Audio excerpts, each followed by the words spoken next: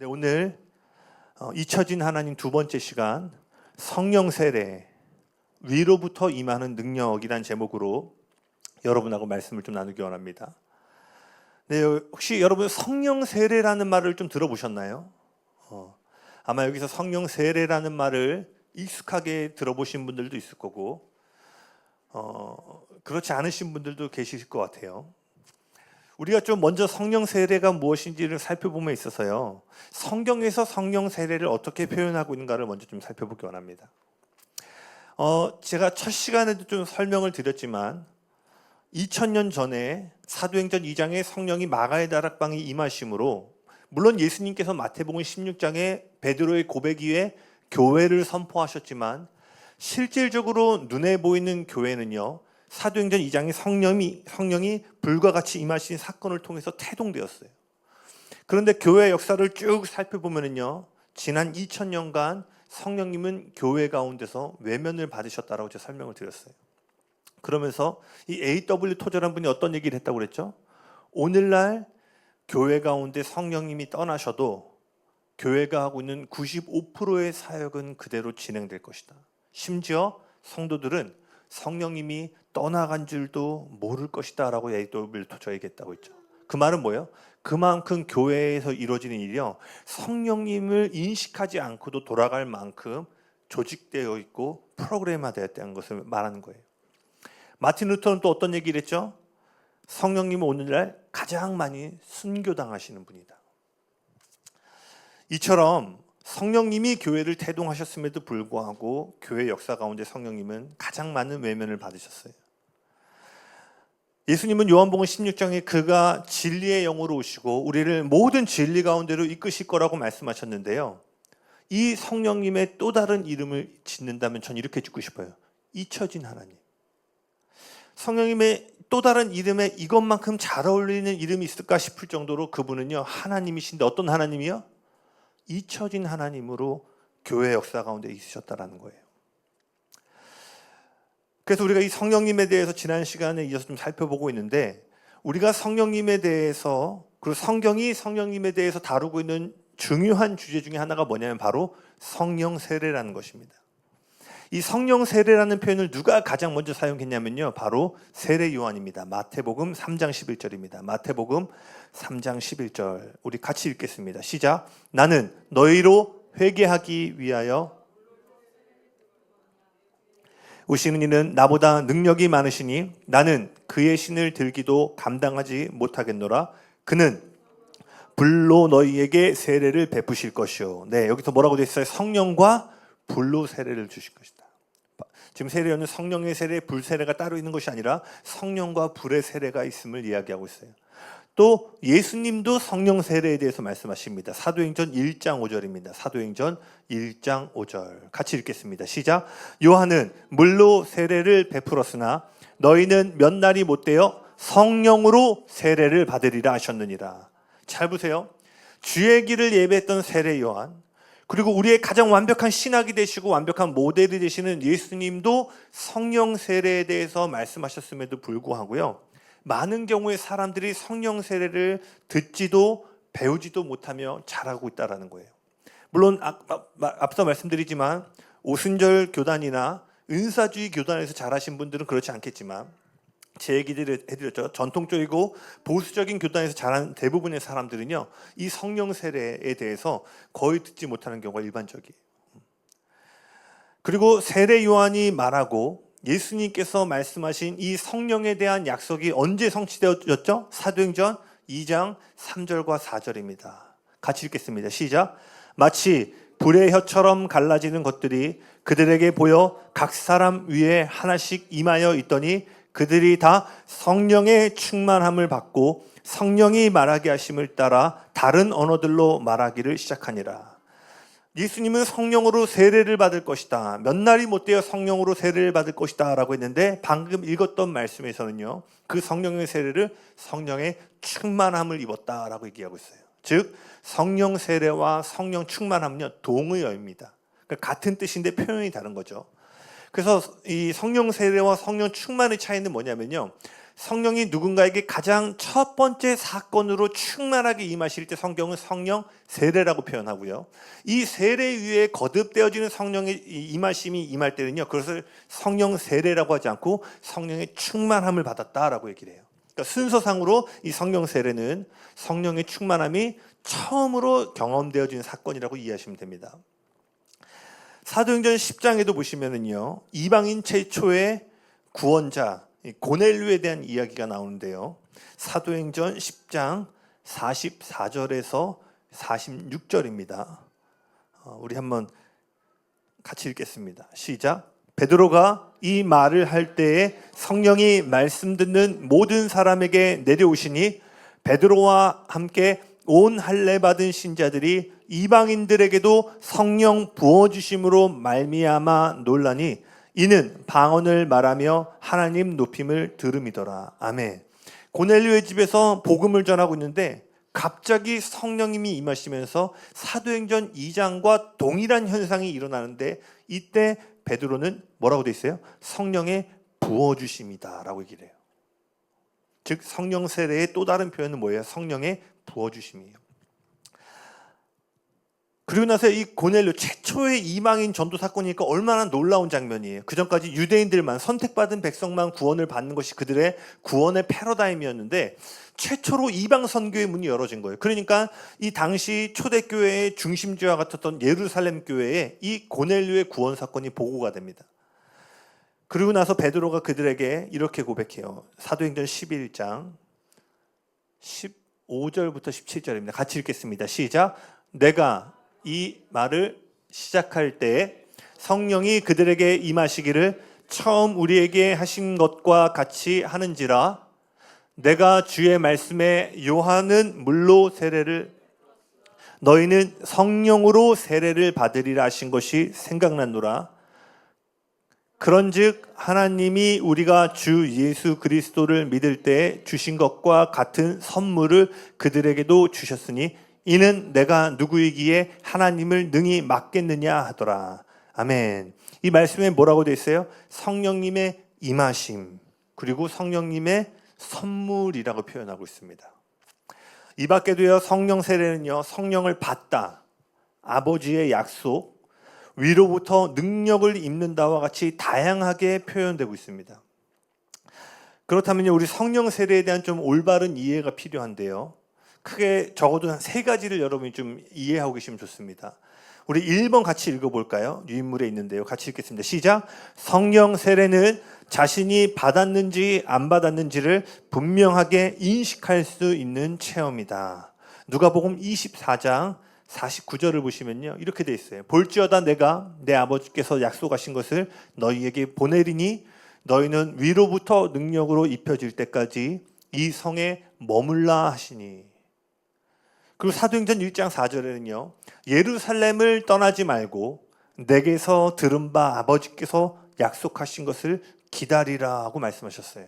여러분, 기다리라고 하는 건 뭐예요? 그것이 왔을 때 분명하게 인지하고 인식할 수 있는 경험이라는 거예요. 사도행전 19장 2절은 한번 같이 읽기 원합니다. 사도행전 19장 2절. 바울이 이제 에베소 성도들하고 대화하는 장면인데요. 같이 읽어볼까요? 시작.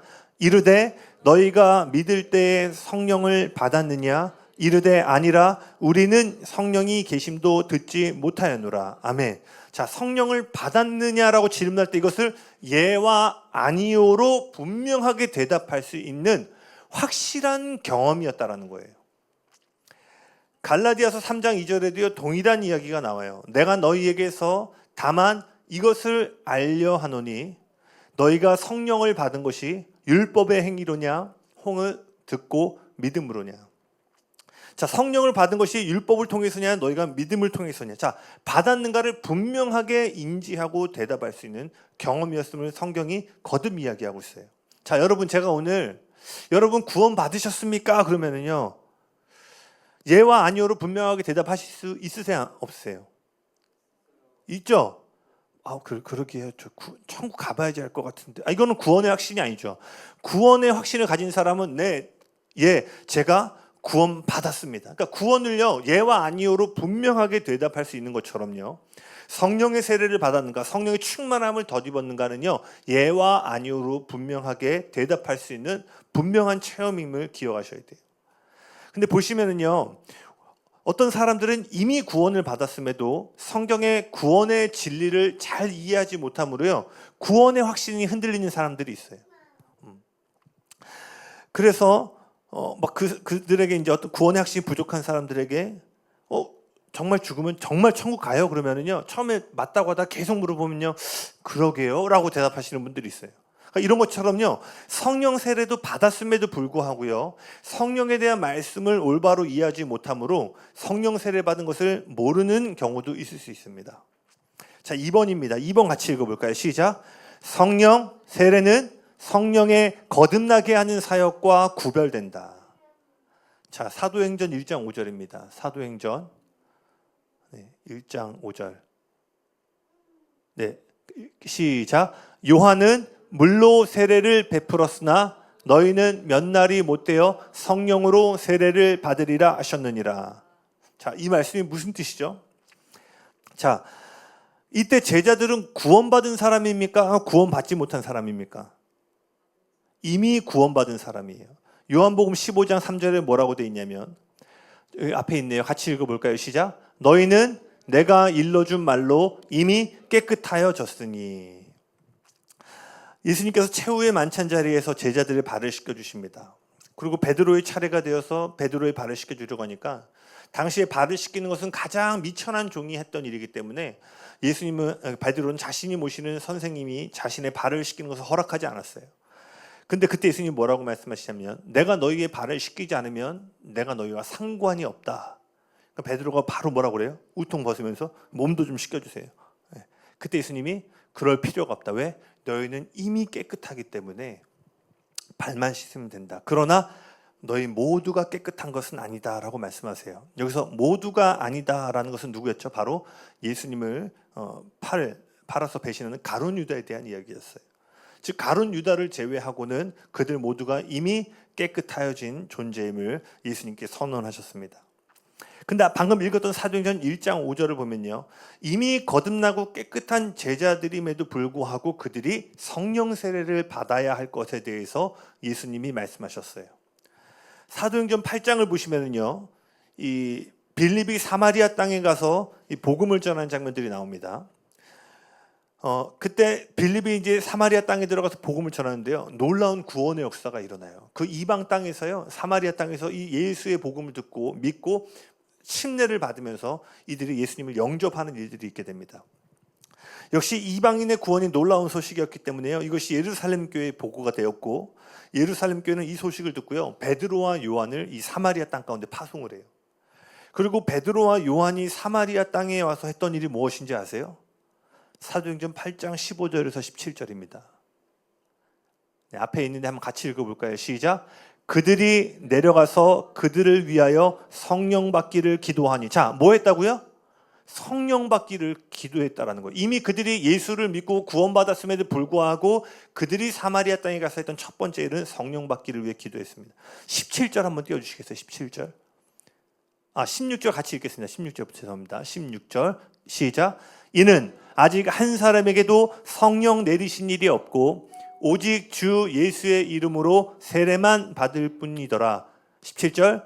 이에 두 사도가 그들에게 안수함에 성령을 받는지라. 아멘.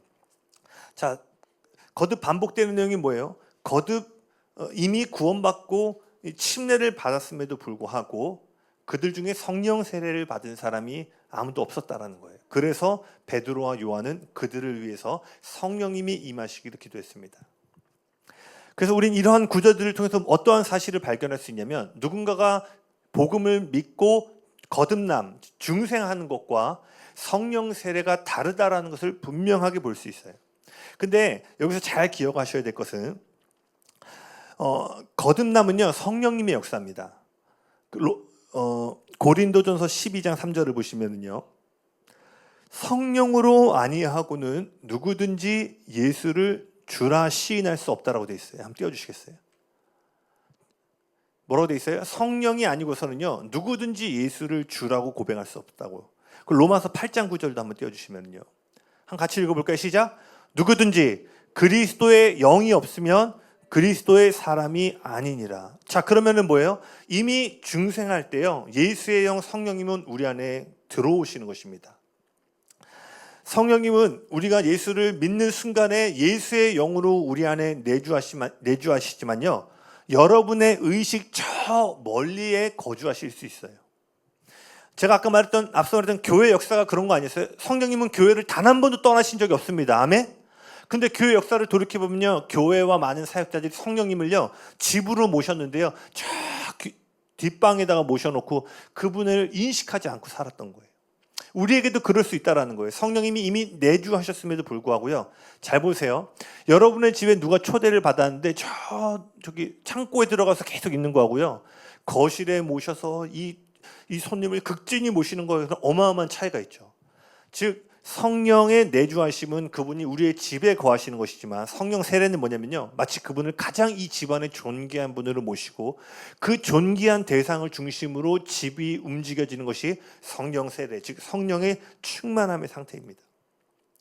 그 로마서 8장 26절에 보면 이런 말씀이 있어요. 우리가 마땅히 빌 바를 알지 못하는 그때. 자, 마땅히 뭘 기도해야 될지를 모르는 상태는 어떤 거예요? 눌려있고 답답하고, 그러니까 성령님을 민감하게 인지하지 못할 때인 거죠. 근데 바울은 우리가 그렇게 영적으로 답답하거나 성령님을 인지하지 못하는 그때에도 성령님은 말할 수 없는 탄식함으로 우리를 위해 중보하시는 분이다라고 말씀하세요.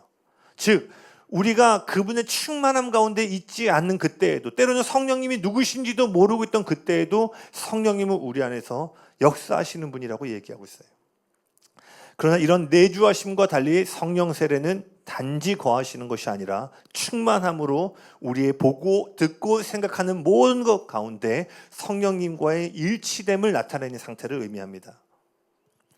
정리하면요, 거듭남을 통해 우리는 하나님의 영으로부터, 성령님으로부터 새 생명을 받아 구원을 받습니다. 그러나 성령 세례는 우리에게 뭘 주냐? 능력을 더해줍니다. 하나님께서 우리에게 맡기신 그 새 생명을 얻은 자들이 감당해야 될 그 하나님의 목적과 계획을 성취하는 데 필요한 능력이 덧입혀지는 것이 성령 세례의 사건이에요. 그런데 경우에 따라서는요, 거듭남과 성령 세례가 동시에 일어날 수 있습니다. 이것이 아까 대표적으로 앞서 살펴봤던 고넬료 사건이에요. 고넬료의 구원은요, 베드로가 복음을 전하고 그들이 믿는 순간에 성령님이 임하십니다. 그러니까 구원과 성령 세례가요, 동시에 임하게 돼요.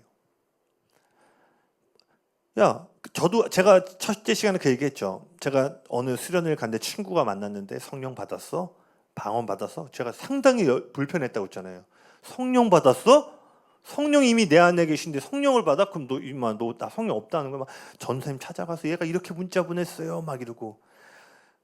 그리고 제가 기억하실지 모르겠지만 제가 그 친구도 그 표현 가운데 잘못된 것이 있다라고 말했는데, 제가 오늘 살펴보진 않겠지만 역사적으로 이제 성령 세례의 증거를 방언으로 보는 신학이 있었습니다. 이게 오순절 교단이에요.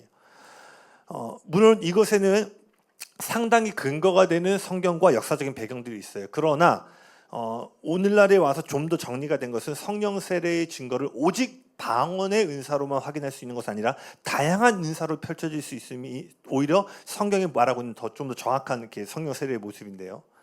어찌되었건 역사적으로 이제 방언이 수천 년 동안 이렇게 멈춰져 있다가 1900년대 초에 이제 방언의 은사들이 좀 회복되기 시작했어요, 교회 역사 가운데. 그러면서 그 오순절 교단에서 나왔던 신학이 이제 이 성령 세례가 임하면 방언을 한다. 그러니까 이제 그 친구는 제가 성령 세례를 받았으면 무조건 방언을 해야 되는데, 그럼 그 친구의 논리대로라면 제가 방언을 하지 못하면 이제 성령 세례를 받지 못한 거죠. 근데 그때는 제가 뭐 내주하심과 외주하심, 뭐 내주하심과 성령의 세례 이런 것들을 모르니까 그냥 기분이 나쁜 거예요. 그러니까 우리가 이런 차이들을, 신학적으로 이런 차이들을 모르면요, 야, 성령 세례 왜 받아? 이미 있는데. 근데 이것이 여러분이 생각하는 것과 달리요, 교단과 신학적으로는 어마어마한 대립을 갖고 있어요. 그러니까 어떻게 돼요? 성령님 점점 더 많은 경우에 외면을 받으셨다는 거예요. 그래서 제가 보니까요, 오늘날 많은 사람들이요, 예수님의 이름으로 구원을 받아서 죄사함의 세례는 받았는데요, 성령 세례를 받지 못하고 있는 거예요. 그러니까 거듭남을 통해서 성령의 내주하심은 경험하는데 성령의 충만함이 없으니까 능력 있는 삶을 살지 못하는 거예요. 여러분도 한번 질문해 보시겠어요? 만약 오늘 성령 세례가 그냥 듣기만 했는데 내가 경험을 해보지 못한 것 같다. 오늘 이 시간 그 성령 세례를 경험하는 시간이 될 수 있기를 여러분 갈망하셨으면 좋겠습니다. 아멘. 그리고 그 성령 세례를 이미 경험하신 분들은 다시 한번 성령의 충만함으로 나를 채워달라는 마음으로 우리 계속 나아가길 원해요. 그래서 여러분 살펴보겠지만 이 성령 세례는요, 구원받은 모든 신자들에게 이미 주어지기로 약속된 유업입니다. 자녀들에게 주어진 유업이에요. 그렇기 때문에 누구든지 그 아버지의 약속과 유업을 주장하면요, 이 유업의 권리를 주장하면 받을 수 있다 없다? 받을 수 있다는 거예요. 왜? 우리는 그 유업을 물려받을 자녀이기 때문에. 세 번째입니다. 우리 같이 읽어볼까요? 시작. 성령 세례는 복음을 증거하고 봉사를 위한다. 네, 복음 증거와 봉사를 위한다. 사도행전 1장 8절입니다. 사도행전 1장 8절. 같이 읽어볼까요? 시작. 오직 성령이 너희에게 임하시면 너희가 권능을 받고 예루살렘과 온 유대와 사마리아와 땅끝까지 이르러 내 증인이 되리라 하시니라. 아멘. 너무나 유명한 구절이죠. 자, 여기 보시면 오직 성령이 너희에게 임하시면, 이 성령 세례의 이 충만함의 궁극적인 목적이 뭐라고 돼 있어요? 내 증인이 되리라. 즉 성령 세례를 받고 성령의 충만함을 받는다는 것은요, 궁극적으로 우리가 속한 세상과 도시 가운데 예수를 증거하는 증인의 삶을 사는 것이라고 성경은 분명히 이야기하고 있습니다. 사도행전 2장에 최초로 성령님이 임하신 사건, 불의 혀같이 임하신 사건 이후에 어떤 일이 일어났죠? 베드로가 한번 설교할 때 3,000명이 복음을 듣고 하나님 나라로 구원받는 역사가 일어나요. 성령 세례의 결과가 뭐였어요?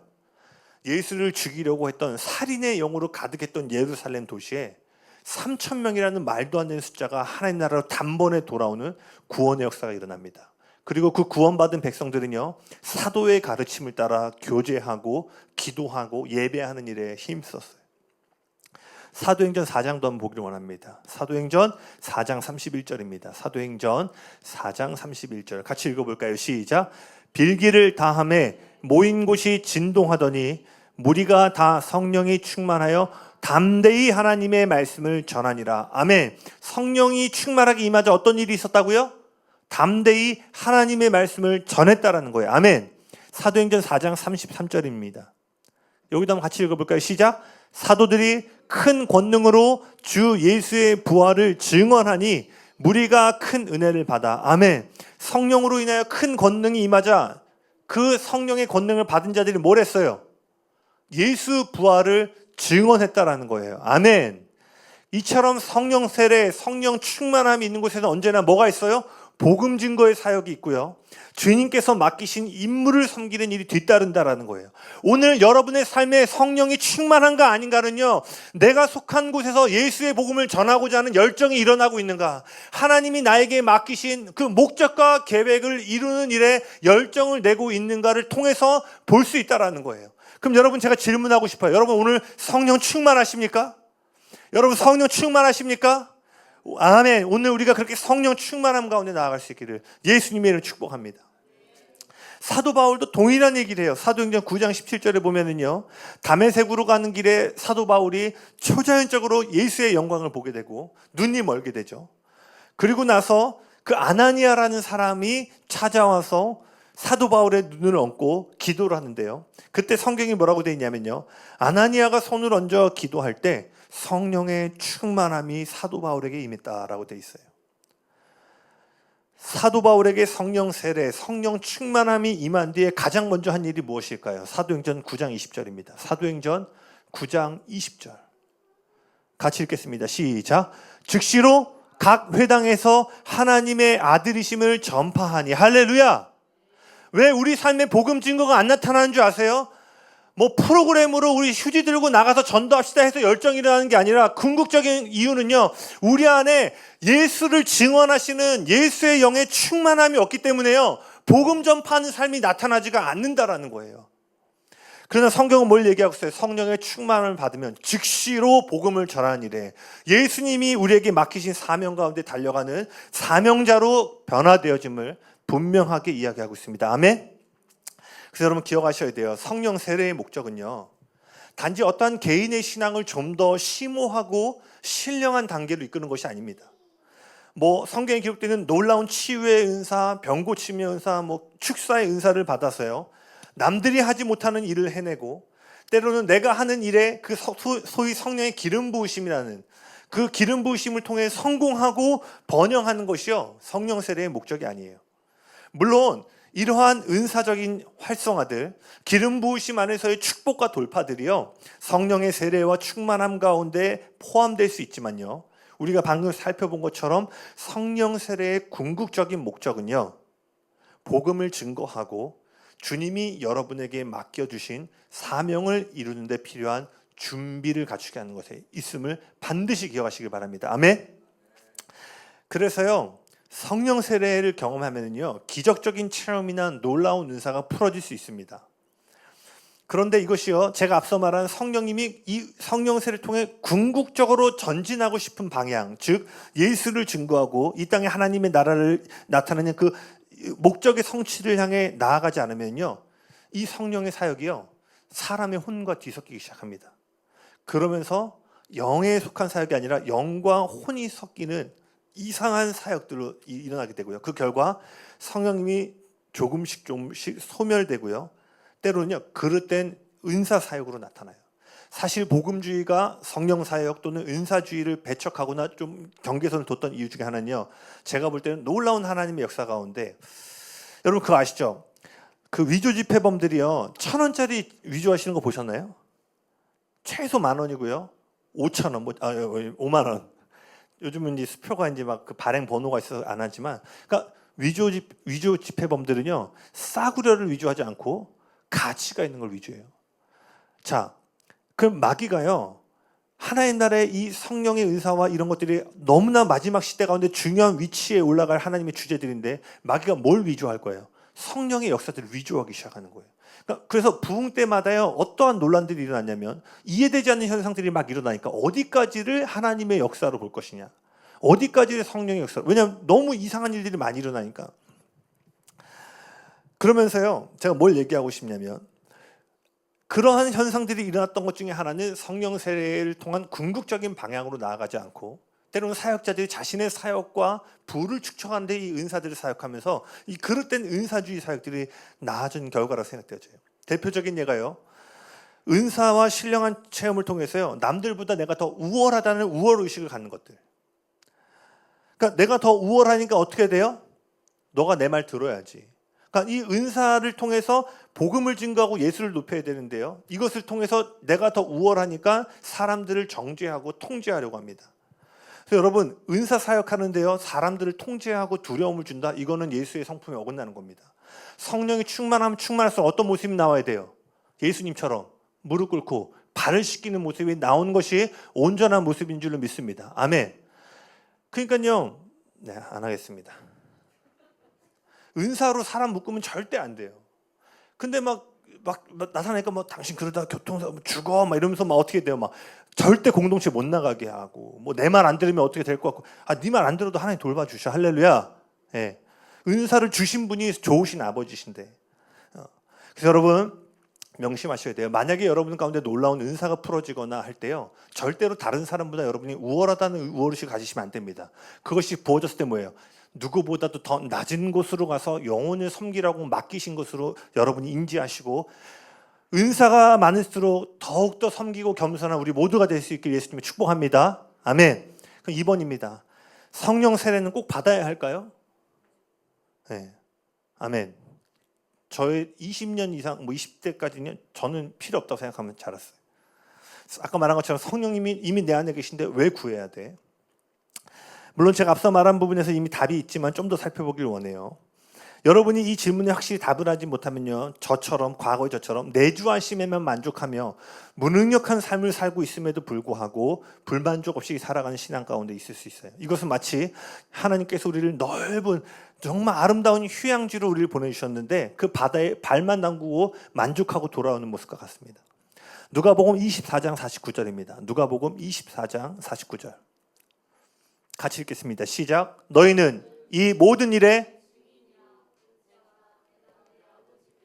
약속하신 것을 너희에게 보내리니 너희는 위로부터 능력으로 입혀질 때까지 이 성에 머물라 하시니라. 자, 예수님께서 우리가 잘 아는 지상대명령, 땅끝까지 복음을 전하는 일을 맡기셨는데 그 일을 감당하기 전에 제자들이 준비가 되어져 있어요. 준비가 되어 있어요. 그 준비가 이루어지지 않으면 지금 예수님은요, 너희들에게 맡기신 일을 시작해서는 안 된다라고 말씀하셨어요. 근데 여러분 잘 생각해 보세요. 제자들이 어떤 사람들이었죠? 당시 신학교가 없었지만 빗대어 본다면 당시에 가장 탁월한 신학교를 다니고 있던 사람이었어요. 단 교수는 한 분이셨습니다. 예수님. 네. 재미없었나요? 네.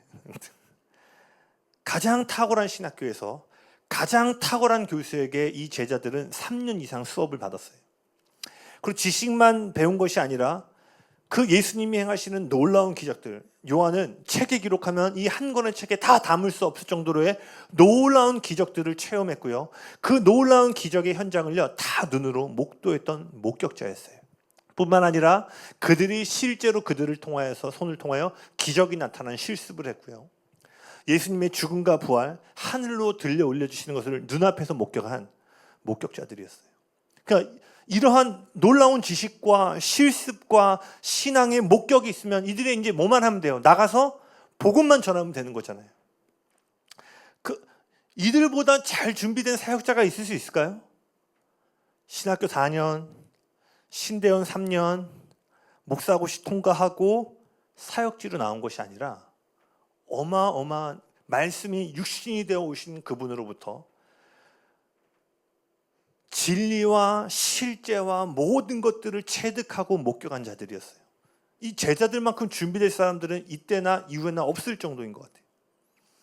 그런데 성경은 이런 제자들을 가리켜 아직 부족하다라고 얘기를 해요. 주님의 일을 감당하기에 너희가 아직 준비되지 않았다라고 얘기를 해요. 그 부족함이 뭐였죠? 성령 세례였어요. 제자들은 위로부터 능력을 입을 때까지 움직여서는 안 되고 머물러야 했어요. 여러분, 제자들에게 이러한 과정이 요구됐다면 오늘날 저와 여러분은 어떠하겠습니까? 움직임이 먼저이겠습니까? 머물러야 됨이 먼저이겠습니까? 우리도 제자들처럼 성령의 능력을 덧입을 때까지 머무르고 기도해야 될 줄로 믿습니다. 아멘. 여러분, 믿음을 선포합시다. 기도의 자리에 머물자. 아멘. 우리가 따라야 될 가장 완벽한 모델이 되신 예수님도 동일해요. 우리가 아는 것처럼 그분은 30살이 되기까지 그분의 공생의 사역, 공적인 임무를 시작하지 않으셨어요. 근데 그분이 언제 시작하셨죠? 요단강에서 요한에게 세례를 받으심으로 성령이 비둘기같이 임하시고, 그리고 성령의 인도하심을 따라 광야로 들어가서 40일 동안 금식하시고 그 광야에 나올 때 어떻게 돼 있죠? 성령의 권능을 입으셨어요. 즉 성령의 충만함을 입으신 뒤에야 예수님도 공적인 사역을 시작하셨어요. 예수님은 뭐 제자들하고는 비교할 수 없는 하나님 그 자체이시며 성령으로 잉태하신 분이세요. 그러니까 태생 자체가 성령으로 충만하신 가운데 나오신 예수님조차도 성령의 충만함을 덧입을 때까지 사역을 하지 않으셨다라는 거예요.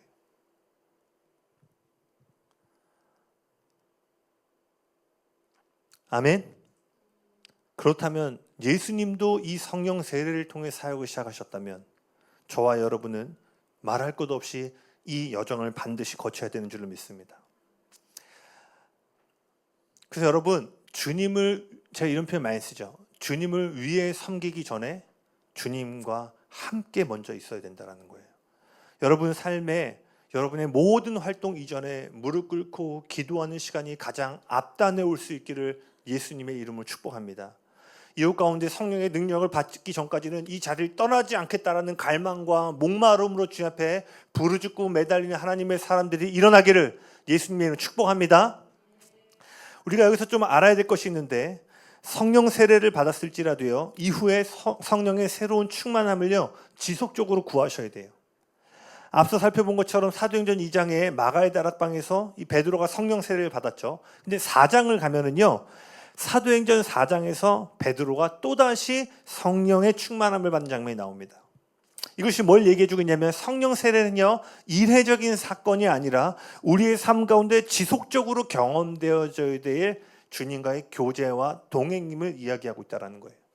그러니 여러분, 1년 전, 5년 전, 10년 전 간증과 경험에 머물러서 오늘을 살아서는 안 된다는 거예요. 아멘? 우리는 날마다 신선한 성령의 충만함을 구해야 되는 줄로 믿습니다. 아멘. 오늘 저와 여러분에게 가장 필요한 것은 미래를 향한 1년 계획, 3년 계획, 무엇을 통한 자원이 아니라 가장 필요한 것은 성령의 능력인 줄로 믿습니다. 아멘. 성령의 충만함을 갈망하셔야 돼요. 그럼 세 번째입니다. 누가 받을 수 있는가? 그렇다면 성령 세례는 누가 받을 수 있을까요? 사도행전 2장 39절이 이 질문에 대한 대답을 주고 있습니다. 사도행전 2장 39절 같이 읽겠습니다. 시작. 이 약속은 너희와 너희 자녀와 부르시는 자들에게 하신 것이라 하고. 아멘. 이 약속이 뭐예요? 이 앞절 33절 한번 띄워주시겠어요? 33절 한번 여기 보시면요, 하나님이 오른손으로 예수를 높이심에, 자 뭐라고 돼 있어요? 그가 약속하신 성령을. 자 33절에 성령님을 약속했다라고 돼 있고 6절 뒤에 이 약속은, 그럼 이 약속이 지금 뭘 얘기하는 거예요? 성령 세례를 얘기하는 거예요. 근데 여기서 뭐라고 되냐? 이 성령 세례는 너희 자녀와 모든 먼데 사람, 곧 우리 하나님이 얼마든지 부르시는 자들에게 이미 주기로 약속하셨다라고 성경이 이야기하고 있어요. 하나님은요, 모든 세대의 모든 사람들에게 성령을 부어주시기를 갈망하시는 분이십니다. 아멘? 그게 사도행전 2장 17절이잖아요. 사도행전 2장 17절 같이 읽어볼까요? 시작.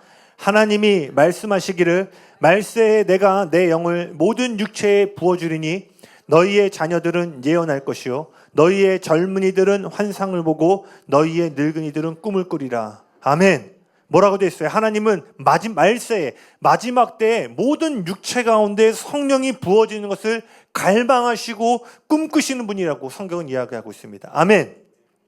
그렇기 때문에 성령 세례는 특정한 사역자나 특별하게 기름 부으심을 받아 무언가 행해야 되는 소수의 사람들을 위한 것이 아니라 구원받은 당신의 아들과 딸, 즉 모든 세대, 모든 사람들에게 주어진 유업이라는 거예요. 그러니 오늘 우리가 해야 될 건 뭐예요? 나에게 주어진 유업을 붙잡고 아버지 나에게 이 유업이 실제가 되게 하여 주시옵소서. 아멘. 마지막입니다. 그럼 성령 세례를 받기 위한 구체적인 방법 7가지를 나누고 여러분과 좀 마치기 원합니다. 좀 예배팀 나와주시겠어요? 첫 번째 같이 읽어볼까요? 시작. 회개. 예수 그리스도를 구원자와 주인으로 받아들여야 한다. 사도행전 2장 38절은요, 성령 세례를 받기 위한 구체적인 방법에 대해서 말하고 있어요. 사도행전 2장 38절 같이 읽어볼까요? 시작. 베드로가 이르되 너희가 회개하여 각각 예수 그리스도의 이름으로 세례를 받고 죄사함을 받으라. 그리하면 성령의 선물을 받으리라. 자, 성령의 선물은 무조건 주어질 것인데 뭐가 그리하면 뭐예요? 앞에 회개를 먼저 해야 된다는 거예요. 회개함으로 죄사함을 받아야 이 성령의 세례를 받을 수 있다라고 얘기하고 있어요. 여러분, 회개가 뭐죠? 회개가 뭐죠? 예수 그리스도를 구주와 주인으로 모시는 거예요. 다시요. 예수님을 내 삶의 구원자요 주인으로 모시는 거예요. 저를 따라 고백해 보시겠어요? 예수님은 저의 구원자이십니다. 제 삶의 주인이 되십니다. 여러분, 예수님을 정말 주인으로 모셔야 돼요. 개인주의가 만연한 시대 가운데요, 우리 예수님을 친구로 모시고 싶은데요, 주인으로 모시지 않는 경우가 너무 많아요. 주인으로 모신다는 건 뭐예요? 그분이 말씀하시는 것에 대해 예로 순종하는 거예요. 아멘. 주인의 뜻과 저는 오늘 그렇게 안 하고 싶은데요. 아니요. 종은 뭐예요? 주인이 하라고 하는 대로 하는 것이에요. 즉 예수님을 나의 주로 모신다라는 것은요, 내 생각과 내 감정이 어떠하든지 간에 성경에 기록된 주인 되시는 주님의 말씀에 내가 전적으로 순종하겠습니다라는 것을 인정하고 고백하는 거예요. 이것이 회개의 핵심입니다. 회개는 자신의 죄로부터 들이켜 구원자여 내 삶의 주인이자 왕이 되시는 주님께로 나아가는 변화예요. 그래서 여러분이 성령 세례를 충만하게 받기 원한다면요, 예수님을 구원자, 더 나아가 진짜 여러분의 삶의 주인 되심을 고백하고 인정하셔야 된다는 거예요. 예수님을 구원자로 받아들인다는 것은 오늘 나의 수고와 열심으로는 내가 결코 의로워질 수 없는 죄인된 존재임을 고백하고 오직 예수 십자가의 공로로만 새로운 생명을 얻을 수 있음을 인정하는 것입니다. 아멘. 이곳 가운데 계신 분들 모두 회개하고 예수님을 구주와 주인으로 영접하고 모신 분들인 줄 믿습니다. 아멘. 그럼 2번입니다. 2번 같이 읽어볼까요? 시작. 죄를 버려야 한다. 옆에요. 시작. 습관적이고 은밀한 죄로부터 단호히 돌아서라. 이 두 번째는 물론 첫 번째 회개에 포함되어 있는 거지만 죄를 버려야 됩니다. 회개는요, 지난날 우리가 사랑하고 추구했던, 근데 이렇게 쓰고 싶어요. 습관적이고 은밀한 죄. 이 죄를 버리고 미워하는 태도로의 변화입니다. 성령이라는 것 자체가 거룩할 성, 거룩한 영이라는 뜻이에요. 그렇기 때문에 성령과 죄를 동시에 받아들이는 것은 불가능합니다.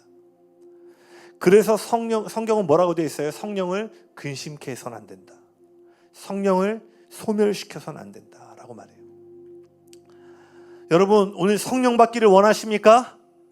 성령의 충만함을 잊기 원하세요? 그러려면 이제 여러분 삶의 습관적이고 은밀한 죄들을 버리시기로 결단하셔야 돼요. 죄를 버린다는 것은 뭐예요? 단지 행위를 하는가 안 하는가가 아니라 그 죄를 미워하는 마음을 갖는 거예요. 언젠가 말씀드렸지만요, 이 세상 어느 누구도 죄를 미워하면서 짓는 사람은 단 한 명도 없습니다. 죄는 언제나 달콤하고요. 뭐 예를 들어 볼까요? 가십, 성령이 이거 너무 싫어하시는데 이러면서 가십하는 분 있어요? 너무 재밌죠. 야, 진석이가 그때, 야, 이거 너만 가십의 핵심 키워드, 이게 정말 너 아무도 모르는 건데 너한테만 얘기하는 건데 너한테만 얘기해서 다 돌고 나중에 돌아오잖아요. 그때 그런 남의 얘기하는 사람들이요, 정말 마음이 무너지는데 막 해요? 아니에요. 너무 재밌는 거예요. 저도 제가 죄질 때 보면요, 억지로 죄지는 경우 한 번도 없었어요. 너무 좋고 너무 재밌고. 그러니까 죄를 버린다라는 것은 단지 행위의 변화가 아니라 죄를 미워하고 죄를 바라보시는 예수님과 특별히 그 죄를 바라고 탄식하시고 애통해 하시는 성령님의 마음으로의 변화를 얘기하는 거예요. 여러분 기억하십시오. 죄는요, 누구나 죄로 인식할 수 있는 단계의 죄가 있어요. 그러니까 누가 봐도 도덕적으로 잘못된 죄들은요, 죄로 인식하기 쉽죠. 그런데 어떤 죄는 너무나 은밀하게 감춰져 있어서요, 심지어 본인조차도 그것이 죄인지를 모를 정도로 은밀한 죄들이 있습니다. 예를 들어서 아까 말한 가십이 될 수도 있고요, 누구를 향한 질투가 될 수도 있고요. 이것은 아주 은연중에 나타나는 죄들이기 때문에 본인조차도 이것이 큰 죄라고 인식하지 못할 수 있죠. 그렇기 때문에 우리가 오늘 이 시간에 나갈 때요, 하나님께 조명해달라고 기도하셔야 돼요. 하나님, 제 내면 깊은 곳에 있는, 때로 나도 이것이 죄인지조차 몰랐던, 저는 그 중에 하나가 뭐였냐면요, 수년 동안 연습하는 것 중에 블랙 개그였어요. 제가요, 약간 남들 깎아내리면서 웃기는 거를 되게 좋아했어요. 근데 제가 어느 날 지나고 보니까 이것이 내가 건강하지 않은 정체성에서 기인한다는 걸 보게 되었어요. 건강한 사람들 보니까요, 막 높여주면서 이 사람을 이렇게 웃기는데 저는 항상 목에 희생자가 있었어야 됐어요. 옛날에 진짜 심했어요.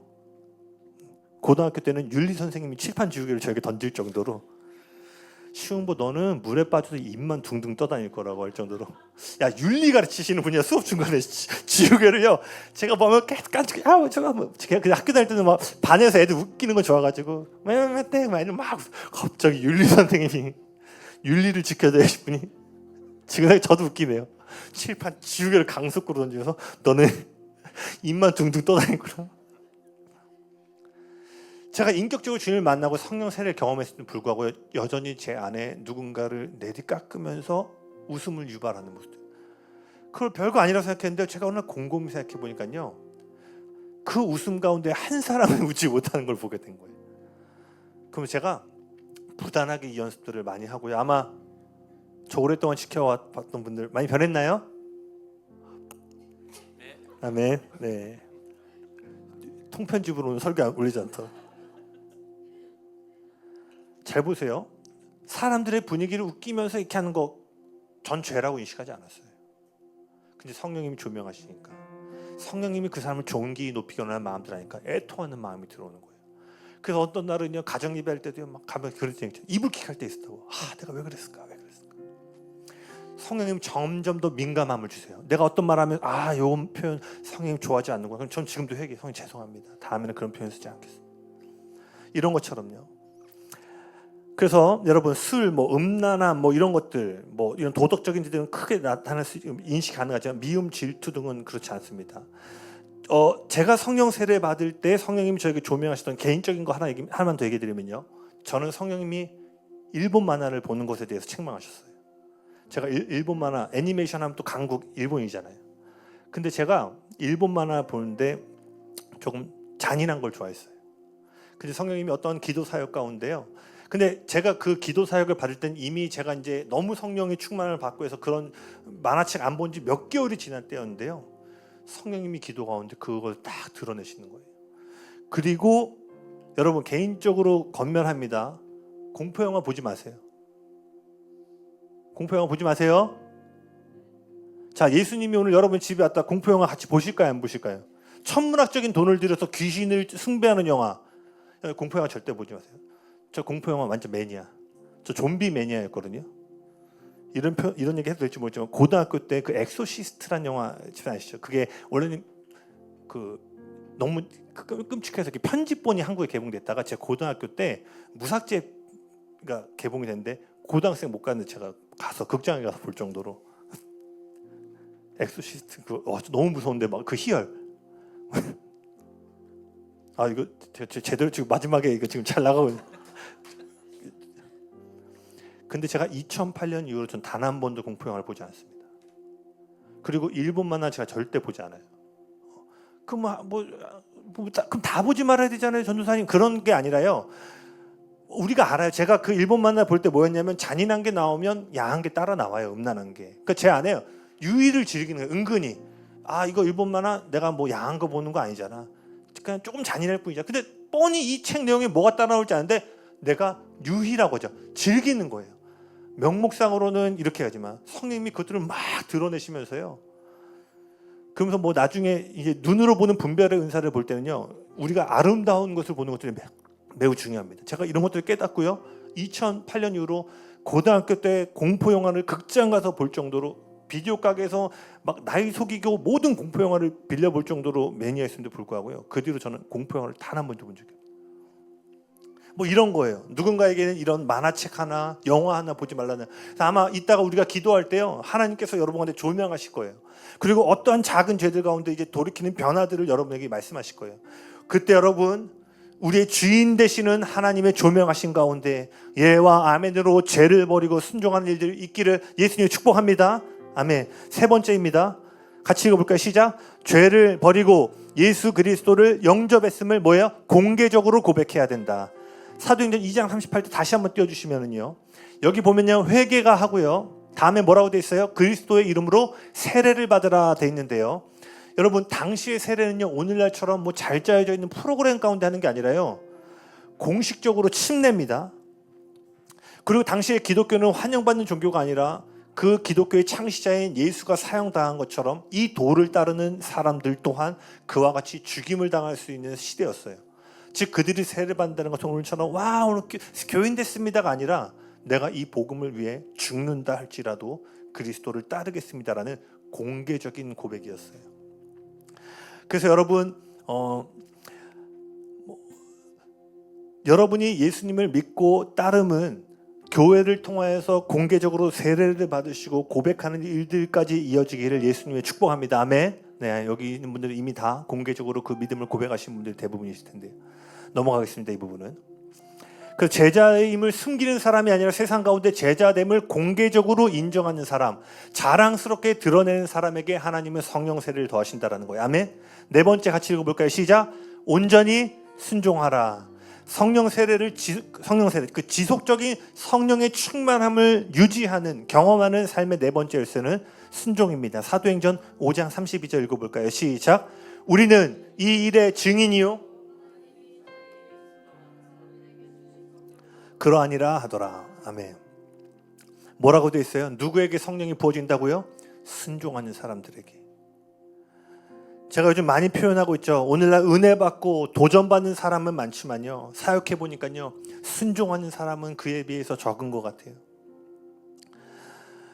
하나님의 역사는, 성령의 충만함은 순종하는 사람들에게 임한다라는 사실을 기억하시길 바랍니다.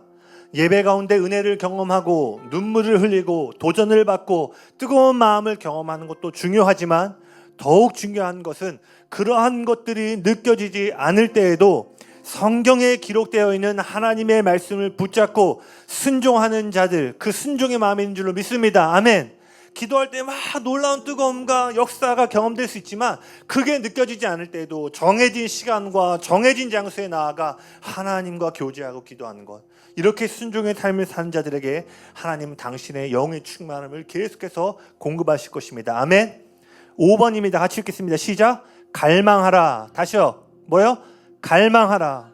세례, 성령 세례, 이 충만을 받는데 중요한 또 한 가지는 갈망하는 거예요. 요한복음 7장 37절에서 39절입니다.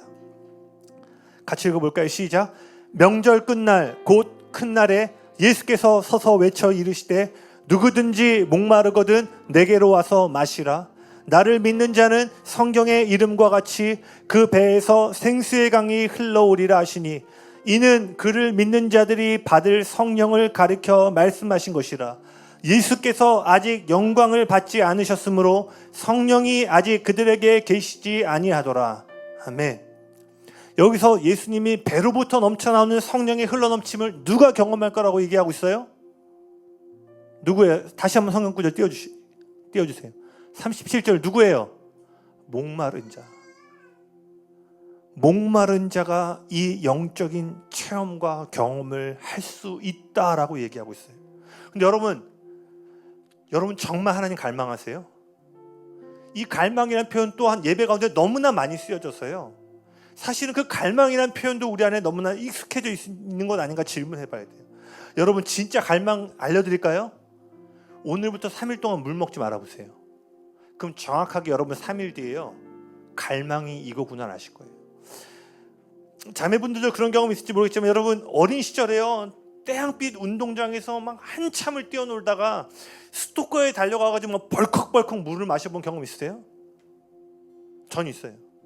그때 어때요? 막 땡볕에서 축구하고 농구하고 뭐 하다가 막 이제 잠깐 쉬는 시간 돼서 막 수도가를 달 때요, 온 몸이 물을 부르잖아요. 마시고 마셨는데도 또 목이 마르네. 여러분 여기서 말하는 갈망하면요, 여러분의 모든 세포가 성령님과 하나님을 너무나 알고 싶고 붙잡고 싶은 상태를 얘기하는 거예요. 그래서 여러분 뭐 예수님 갈망합니다, 뭐 예수님 갈망, 이거 말고 정말 예수 없으면, 성령 없으면 살아갈 수 없는 그 목마름에 사로잡혀서 오늘 주님 앞에 구하고 나아가신 여러분 될 수 있기를 예수님의 축복합니다. 아멘. 갈망하셔야 돼요. 배고파하셔야 돼요. 제가 지난 시간에 2008년 1월에 제가 그 억지로 선교 여행을 가서 원치 않던 여정이었음에도 불구하고 성령님의 주권적인 역사로 성령 세례를 받았다고 말씀드렸는데, 사실은 제가 지금 5단계까지 했는데 이 일이요, 사실 제 삶에 다 일어났었어요. 그러니까 중국 가기 전에 이 일들이 제 삶에 있었던 거예요. 2007년에 제가 어떤 일이 있었냐면요, 그 한 해 너무 목이 마른 거예요. 어린 시절부터 평생 다녔던 교회인데, 물론 저에게 문제가 있었겠죠. 영적인 공급이 일어나지 않고요, 제 영이 아는 거예요, 이거는 기독교인의 삶이 아니다. 그냥 너무나 형식적으로 계속 같은 일을 반복하고 있고, 청년부 회장하고 있고 사역을 하는데, 너 왜 음악해? 하나님께 영광 돌리려고. 근데 내가 아는 거야, 너무 앵무새처럼 얘기하는 거예요. 정말 영광 돌리고 싶고 정말 온 세계에 예수 이름을 증거하고 싶어서가 아니라, 먹고 사는 것 가운데 플러스 하나님께 영광 돌리려고, 뭐 이런 수준인 거예요. 2007년에 잠깐 학교를 휴학하고 기도하는데 이거 해결이 안 되는 목마름들이 있었던 거예요. 그래서 제가 언젠가 얘기했나, 그 2007년에요 제가 막 잠들기 전에 많이 울었어요. 하나님 알고 싶은데 어떻게 알 수 있냐. 그래서 막 기도 큐티하고 있어서 생명의 삶에 전화하고, 막 11조 꼭 교회에 해야 돼요. 뭐 알고 싶은데 알 곳이 없으니까 막 생명의 삶에 전화하는 거예요. 막 알고 싶고, 지나고 나서 보니까 하나님이 내 그 목마름을 아시고 중국으로 저를 부르셨던 거예요. 중국 가서 내가 받은 게 아니라 이곳에서 어찌 할지 모르는 목마름에 사로잡혀서 하나님 나 더 알고 싶은데 내가 지금 있는 삶이 성경이 말하는 그리스도의 삶이 아닌데 어떻게 할지 모르니까 내가 울면서 지새웠던 밤을 잊지 않으시고 성령님 저를 이끄셨다. 여러분, 주님은 여러분의 목마름을 반드시 기억하고 계세요.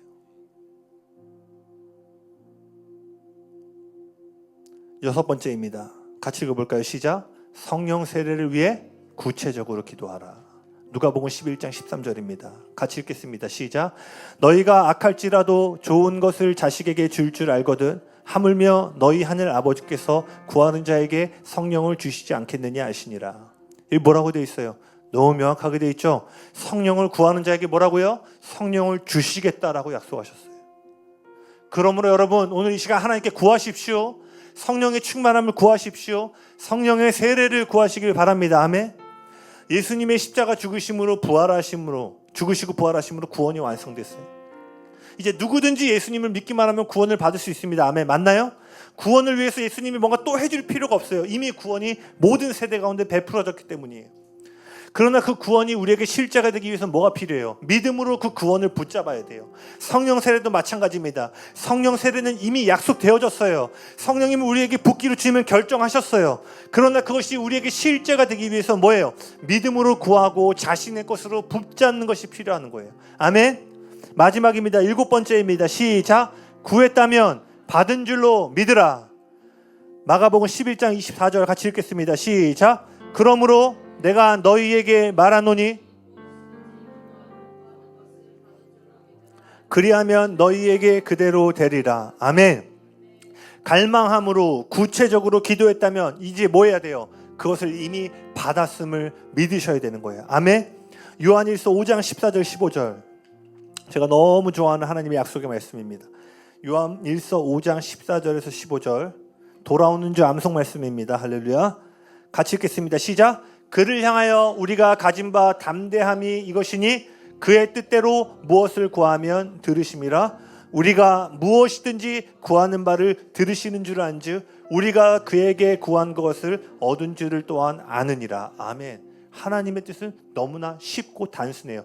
그분의 뜻대로 구하면 그분은 들으시고 들으시면 뭐예요? 주시기로 응답 받았다라는 거예요. 아멘. 자, 성령 세례를 받는 것, 성령의 충만함을 받는 것은 하나님의 뜻입니까? 아닙니까? 그럼 여러분이 성령 세례와 성령의 충만을 구하면 하나님 들으세요? 안 들으세요? 들으시죠? 그럼 들으시면 어떻게 돼요? 얻은 줄을 아셔야 돼요. 그것이 아직 나에게 실제가 되지 못했을지라도요. 뭐예요? 그 응답이 이미 오고 있음을 기뻐하시고 노래할 수 있어야 된다는 거예요. 아멘.